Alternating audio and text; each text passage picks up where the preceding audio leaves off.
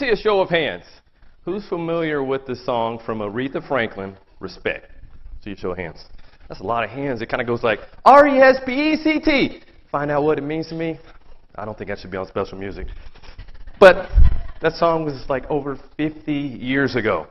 And that song has been used in commercials, movies, on TikTok, memes, so forth. It's kind of interesting. We live in a world that talks about respect. However, disrespect is rampant in our society today. In the way that children talk to parents, in the way that students talk to teachers, in the way that people talk about, trash talk, and even mock our leaders. You see it all online, everywhere. Disrespect everywhere. Even to pastors, bosses at work, coaches. It's everywhere. Slides up here. Mr. Scarborough, slides, please. That was supposed to be the slide. 1 Peter chapter 2, verse 17 says, respect everyone. There are different approaches to the word respect, especially from a biblical standpoint. First off, God instructs us to show a baseline level of respect for all people, whatever their background is, wherever they come from, whatever their culture or whatever it may be. Even people that we may not personally like or agree with, that we should have a basic level of respect for everyone. Because every single human being is made in the image of God. And we need to remember that. Remember that. Even when we disagree or have hurt feelings or whatever towards someone, remember that. Remember that. But it's also appropriate in our society to show a certain level of respect for those who achieve excellence and success in various areas. We even acknowledged that here just a few minutes ago, acknowledging the boys, the campers who made the all-star team. That's right. That's something we do. We do it with sports. We do it with music. We do it with businesses. We do it with academics. And that's okay. However, we shouldn't show favoritism or treat people as superior or better because of that. But again, it's okay to acknowledge the excellence, the success, the hard work that people put in to whatever their endeavor or efforts go towards. Who here likes basketball? See a show of hands. Ooh, we got a lot of hands there. A lot of hands there. For one of you who is raising your hand, Mr. Fritz, who is your favorite all-time basketball player? Michael Jordan. Michael Jordan's a popular one. Anybody have another one, a different one? Yes. LeBron James. That's another one popular these days. Yes, Mr. Dickson. Kobe Bryant. He's got a little influence there. Mr. Rollins. Jason Tatum. That's a good choice there. I didn't put Tatum on there. I like Tatum too. I'll be honest. You can put your hands down. I never was a real big fan of Michael Jordan. Mr. Fritz, don't kick me off stage wherever you are. However, I totally respect everything that he accomplished, all the hard work and things that he put into his craft, and the level of excellence that he achieved is outstanding. Absolutely outstanding. Personally, my favorite were Shaquille O'Neal and Kobe Bryant. Yes. But there's so many other players that have achieved a level of excellence that is worthy to respect and to acknowledge them. From Steph Curry, who I think is the best shooter that I have ever seen of all time, to LeBron James that was mentioned earlier. His longevity is just amazing in what he's able to do and still be at the top, even though he's 40-some years old now. And even Kareem Abdul-Jabbar, who is not necessarily mentioned as much, but he won 6 championships as well, even though people don't talk about that. You may see also some favoritism maybe towards the Lakers, purple and gold. Sorry about that. But others, Nikola Jokic, Larry Bird, a lot of these people achieved a level of success that is worthy to acknowledge them for. In our language, respect and honor are oftentimes used interchangeably. But when you kind of break them down and look at them a little bit more, you can look at respect as based on performance, talent, status, likability. Sometimes it can come and go based on opinion or what you may hear about them in the news, and it can be directed by peers, the media, influencers, and so forth. But honor carries a little bit more weight. It's given because of a position or God's appointment based on a calling, role, or spiritual responsibility. Endures even when it's difficult. Even when it's difficult. Earlier I used the New Living Translation for 1 Peter, but let's look at the New King James Version.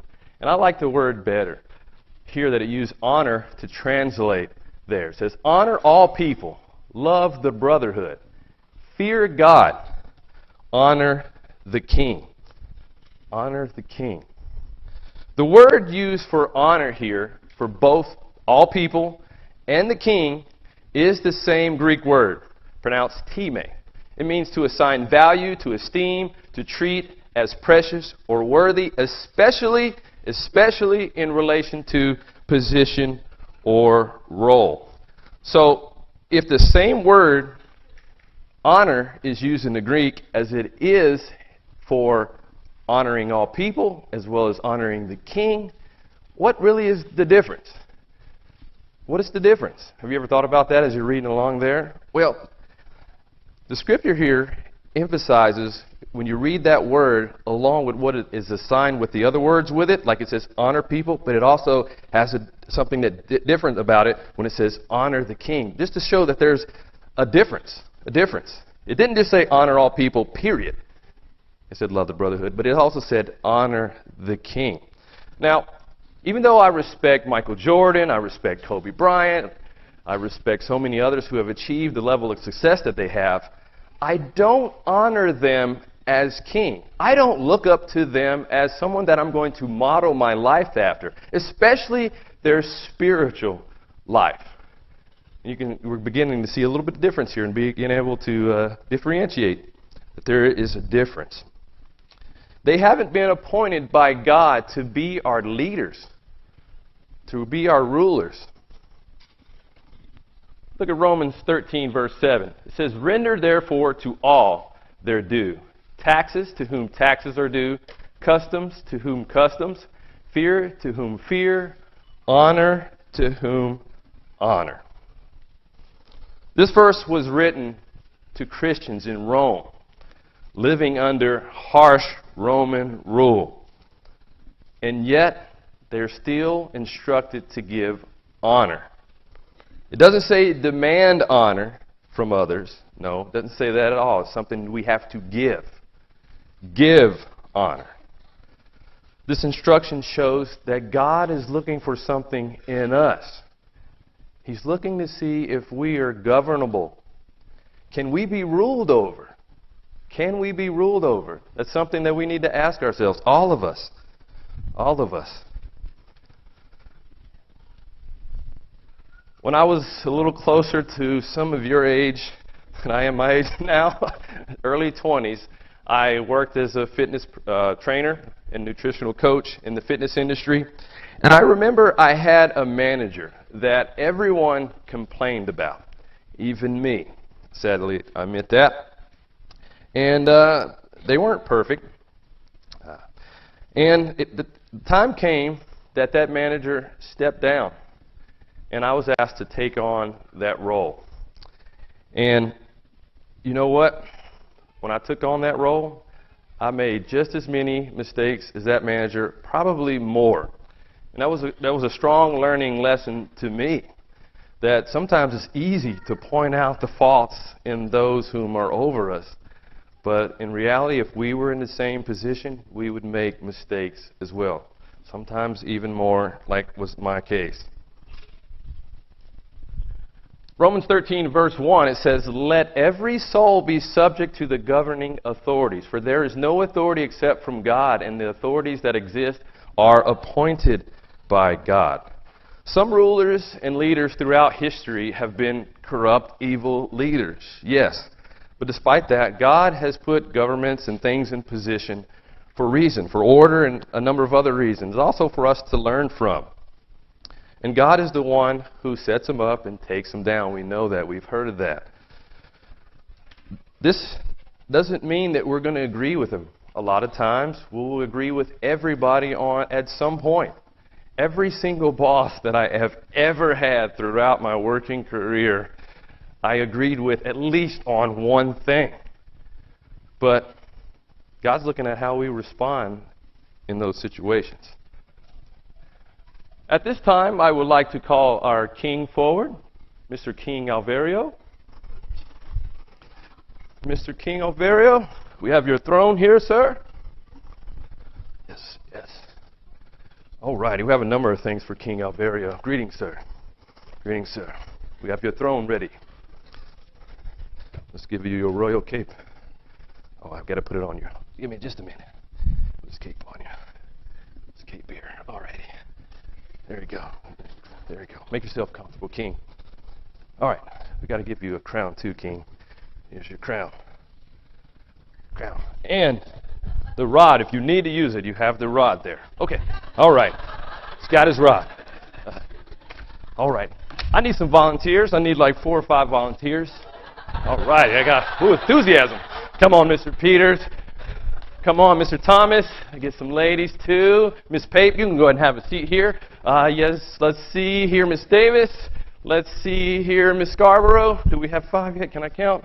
Let's see. I think we have the 5 that we need now. Yes, come on forward. You are going to be King Alvario's citizens.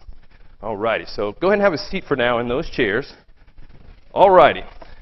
So King Alvario is going to have a decree. His first decree is he has a fitness law. Fitness law.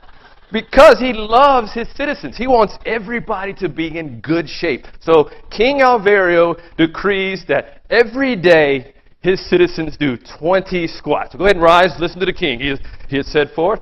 Let's do it. 20 squats. Let's see them. Beautiful squats. Let's do those squats for king. Yes, keep count because I can't keep count of everybody. Keep your own count. He's such a loving king. He wants them all to be in excellent shape. Yes, they're doing great. Excellent citizens. I love it. I hope you're counting because I told you I'm not. Yeah. We got some good citizens here, don't we? These are some good citizens. Yes. Are we there yet? We're close. We're close enough. Let's give them a round of applause. Go ahead and sit down. All right. Okay. I think most of the citizens would agree that's probably a good decree, right? Good decree. All agree. No, you didn't think it was? Can't please everybody. Okay, so the king has decree number 2. This one's a little odd. But he wants everyone, instead of greeting with handshakes like we do in our society, he wants all of you to greet one another with a chicken dance. Chicken flap, whatever you want to call it. So once again, it's odd. We may not agree with it, but is he asking us to break God's law at all? Is he? No. So we probably should do it. If we don't, there may be consequences. He may use the rod, but let's greet one another with the chicken flaps. Go ahead and raise chicken flaps. Let's see them. Yep, chicken. Who wants to be a really good citizen and take it to the next level? Anybody? I got a chicken mask for you. Oh, she's a good citizen. She's going to even take it the next step further. Good citizen. Way to go. All right. I'll take the mask back unless you want to keep it. You can if you want. Okay, have a seat. All right. So that's 2 decrees. The 3rd decree comes. On this decree, the king says, go forth and take water bottles, backpacks, Bibles, and everything from the campers. Oh, no. Should we, before you ask, is this something that we should do? Is this something we should do? Remember, fear God and keep His commandments. He's the king, yes, but we submit to an ultimate authority. And what commandment would they be breaking if they followed this decree? Stealing. Exactly right. So don't listen to the king. Don't listen to the king in this matter because he is not above God. And we hear that. Acts 5:29. We ought to obey God rather than men. Yes, there may be consequences when we go against those in authority. There will be, to one degree or another. When we do so, we need to make sure that we're doing it for God, Not because we disagree or we don't like the person, because God's looking at that. And the most important thing is making sure that we follow God. All right, let's give our citizens and our king a round of applause. All righty. Yes. You can hang on to the crown if you want to. There you go. They did a great job. Great job, everybody. God has given us all freedom of choice. Yeah, but sometimes our choices and the decisions we make, they bear consequences. And sometimes we may have to suffer good for righteousness' sake. Sometimes we may have to go against what those over us say. But once again, we need to make sure, we need to be clear that if in doing so, we're doing it because we're following what God says, not our own personal opinions, our likes and dislikes. Because God is looking at that. He is looking at that. As followers of God, we shouldn't go against authorities unless it goes against God's law. We should all strive to submit to whoever God places over us. Honor their position. But again, we draw the line when they ask us to disobey God, who is the highest authority. Because, you know what? Sometimes bad decisions because He wants to see how we are going to react. You ever thought about that? Thought about that? Most of us, thankfully, have never had to deal with extremely harsh or dangerous leaders in our lives. Most of us have not had to deal with that. But others in Scripture have. Take King David, for example. Whenever I struggle with someone who's over me in authority, that's one of his example is one of the ones that I think to. Saul, leader over David, he tried to kill him multiple times. 1 Samuel 18:11, Saul threw a spear at David, saying, "I will pin David to the wall." Has anybody had a leader that ever did that to you? A boss? I hope not. You guys got to be kidding. 1 Samuel 19:11, Saul tried to kill David again with a spear. 1 Samuel 19:11, Saul sent messengers to David's house to watch him and try to kill him again in the morning, but David's wife, Michal, helped him escape. 1 Samuel 23:14, Saul sought him every day. David had to continually try to flee from King Saul. David was constantly on the run, hiding in caves.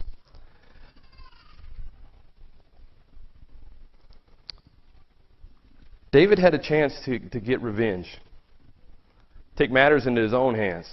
I'm very confident that King David definitely did not like the decisions of Saul. But when you read it, when you read how David responds, you see David's heart. You see an excellent example. When David was in a cave, his men told him, 1 Samuel 24, verse 4, "This is the day of which the Lord said to you, Behold, I will deliver your enemy into your hand." David had the opportunity to take matters into his own hand and get rid of Saul. He did. But what was David's response?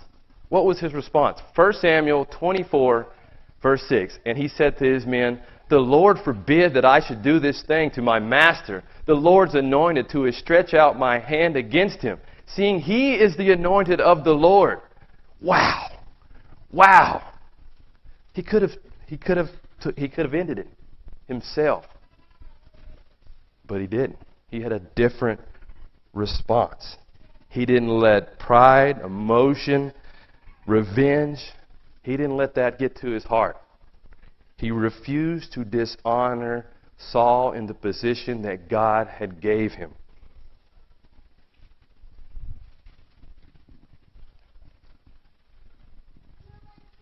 Later, David had another opportunity when they were in the camp. They were all sleeping. Should he do it? No, he didn't do it. He said, "Do not destroy him, for who can stretch out his hand against the Lord's anointed and be guiltless?" David knew that it was God's responsibility to remove Saul. It wasn't his. It was God's. Those are things that we need to keep in mind sometimes in situations. Would we respond like David? I'm asking myself sometimes too. Would I respond like David? Am I responding like David? Do we honor those roles of authorities that God has put over our lives, in our lives, even when we don't like them, we don't agree with them, or whatever? Do we still honor it? I'll be honest with you, there's so many decisions, I'm sure you all, as well as me, I don't agree with in our society from our rulers, but we still need to show a certain level of honor and respect like God says. Once again, we don't have to agree with the decisions, but we still honor the positions because God has placed them there. And it's not about honoring the perfect leader. We don't have a perfect leader, never have. Only Jesus Christ, God the Father at this time are. So we're all dealing with each other's imperfections and things that we're working through, and we all make mistakes and are learning and growing. And I do want to say something very important that does need to be said, and I hope this doesn't apply to anybody here. When we're talking about honoring those in authority over us, even when it's hard, I do want to make it very clear that's not the same thing as enabling abuse. If you are in a situation in your life where you are being abused, whether physically, emotionally, or spiritually, please talk to someone in the ministry. I do want to encourage that. I did feel like I need to say that today. You don't have to walk through those things alone, and you shouldn't stay in a situation where your life is in danger.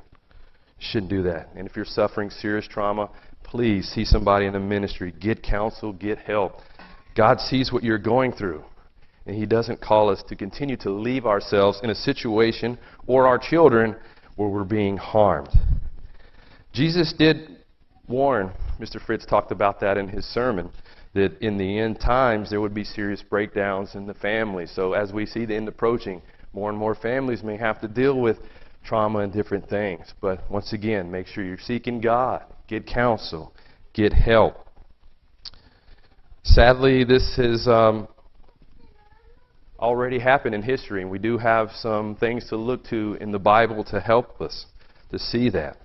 Yes, we should all be striving to live godly lives and building godly families. But that's the ideal. But the reality is there are still some who are dealing with some pretty difficult things. Pretty difficult things. And some come from broken homes, abusive homes, and please get help. And once again, we do have examples to look for even in these type of situations. Think about Jacob. His brother Esau plotted to kill him. Genesis 27:41. So Esau hated Jacob and said in his heart, "The days of mourning for my father are at hand. Then I will kill my brother." That's harsh. Did Jacob just stay in that situation and allow his brother to take his life? No. His mother, Rebekah, warned Jacob, "Now therefore, my son, obey my voice. Arise, flee to my brother Laban in Haran."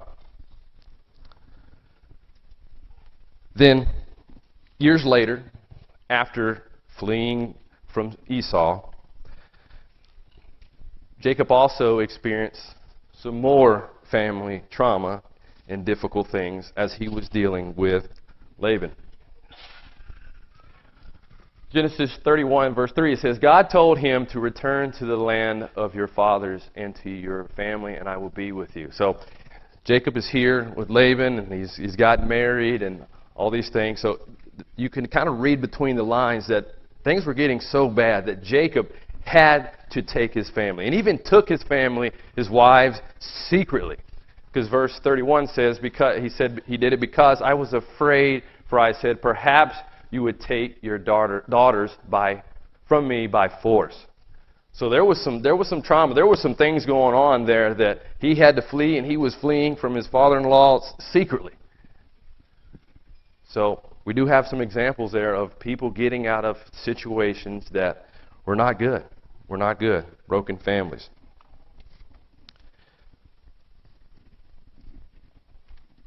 All right. I would like the crier kids to come forth now. Let's see. I've talked to some of you already, so come on. I want the boys here. We'll go a little lighter subject now here. All righty. Ladies over here. Yep. All right, so you boys are over here. You're at it. You're playing the Nintendo Switch together. You're focused right there. Let's go ahead and put this right here. All righty. Yep. You guys let that build up. Yeah. All right, so you ladies are here. All righty. You got some magazines underneath. You go ahead like you're hanging out in your room looking at the magazines, and yeah, you got that going on. Yeah, yeah. All righty. All right. I'm not sure what that is. Just hang on to that too.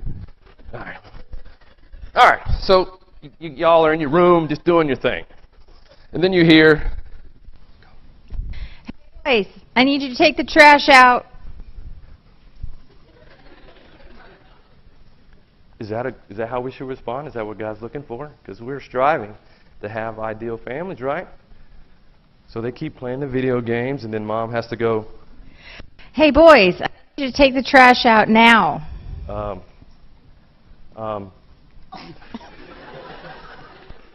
We laugh, but are we doing this sometimes at home with our parents? We're striving to have the ideal relationships in our home, and God's looking at this. Mom wants to take the trash out and it's built up right here, letting us in, but they're just in what they're doing, just hanging out. What does the Bible say about these kind of things? It matters to God. He talks about these things. The father of the righteous will greatly rejoice, and he who begets a wise child will delight in him. Let your father and your mother be glad, and let her who bore you rejoice. And there's also some scriptures that talk about the foolish child. Now, when we act like this towards our parents, is that bringing them joy? They're like, yes, my kid didn't listen to me today. No. So, campers, how should these boys respond? They should put what they're doing down. They should have did it the first time. Put what they're doing down. Let's take this trash out and go take it over there. We'll see you guys later. Hope you don't get in more trouble. So the girls also are hanging out in their room over here. They're into what they're doing, looking at the camp yearbook. They're really into it. They let the room get messy. I don't know why it's all messy like that. So they also hear something. Girls, it's time to clean up your room. Listen to her. Oh, so they're responding differently. Yeah, let's help. You guys are doing the right thing. Yeah, way to go. Here, you got this bag. You can put them in there. Which way should we respond to our parents? Which one? Do we sometimes fall over here, but we should be here? Which one brings more joy? The ladies or the boys here in this situation? Yes. God is looking at this. God is looking at these things. Thank you, ladies. Great job. Way to listen to Mom. Way to listen to Mom. Way to go.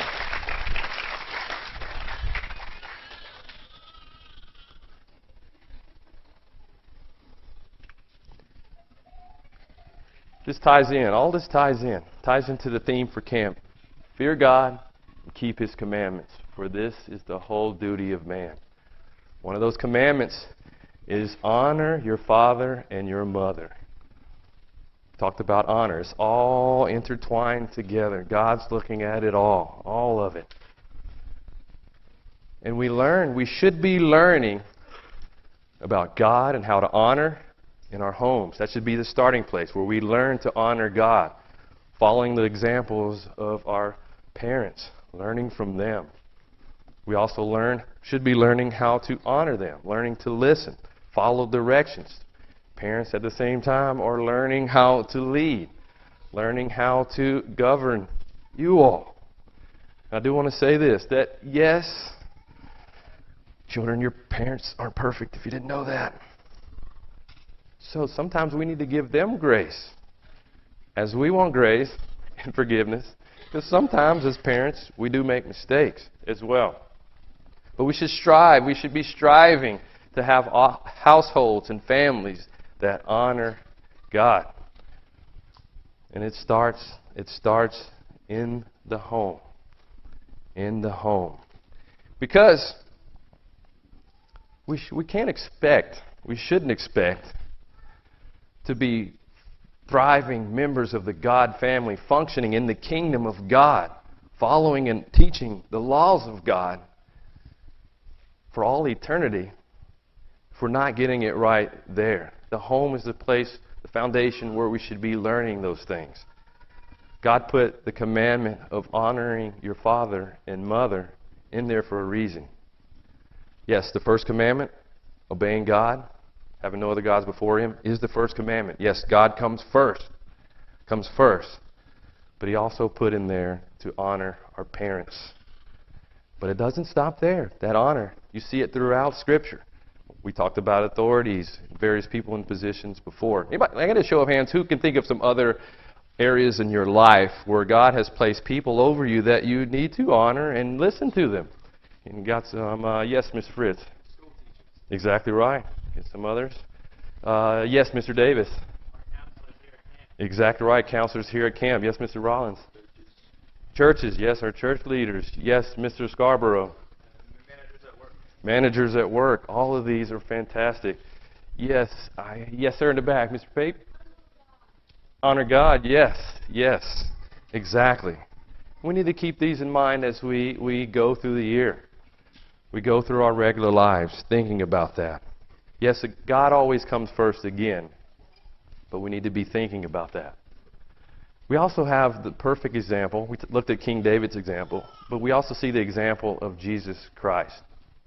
Jesus Christ, God, with God the Father, even He showed that there is authority and how He should honor and how He should operate for there to be peace, unity, working together in the kingdom.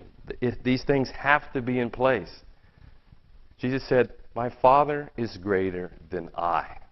Are we capable of even saying something like that? Are we? Have we thought about, reflected in examine ourselves? He also says, "Not my will, but His."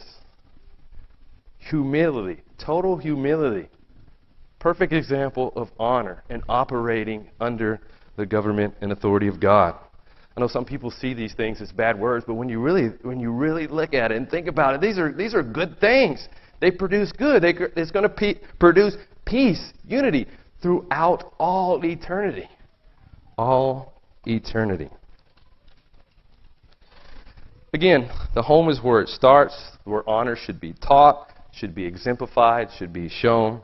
But there's also other scriptures that I just want to also put up here for people to think in mind. Society mocks older people. It's sad to see that.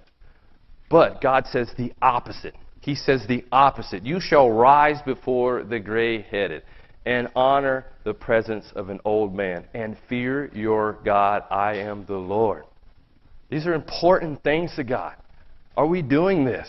Are we showing proper honor and respect to our elders, our older members in the church, in our families, in society? God is watching. He is looking at us with these things. They may seem like little things. Sometimes we may focus more on the Sabbath or other parts of God's commandments, but these things are important too. These things are very important too.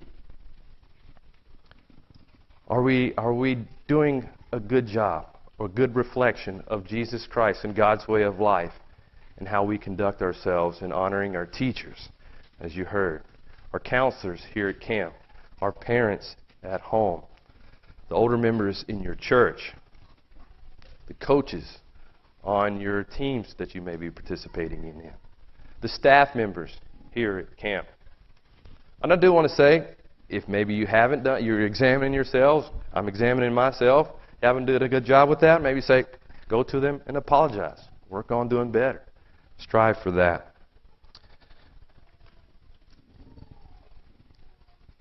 Honoring those whom God has placed in position of authority over us. As followers of God, we are called to give honor to whom honor is due, especially to those whom God has placed over us. And when God allows us, when He allows you and me, because He allows all of us in various ways throughout our lives to actually be in position where we have people working with us and under us, He's looking at how we respond and how we lead as well. We need to keep that in mind. We need to strive to be godly leaders, those whom people want to serve under. And we should strive to do that well, to be godly rulers, godly shepherds in our homes and various aspects of our lives. Because right now, we are qualifying. We are qualifying for God's kingdom, to be in His family, in His government. This life is preparation. It's the training ground. And if we don't prove ourselves capable of being ruled over by God and whomever He allows to be over us, then I'm sorry. We need to work on that. We need to be those people that God knows that He can rule with, He can have in His government, and it will be peace and unity forever and ever. Campers, how are you treating your counselors here? I hope we're doing a good job. Activity leaders, how are you doing with that? How well are we doing with working together? God has an amazing plan. He really has an amazing plan. And every moment of our life, even here at camp, is a part of our training for that future government. So let's take this seriously. But let's have fun. Have fun. And have an awesome day here at camp. For more information, go to our website at cogassembly.org. Copyright 2025, Church of God Assembly. All rights reserved.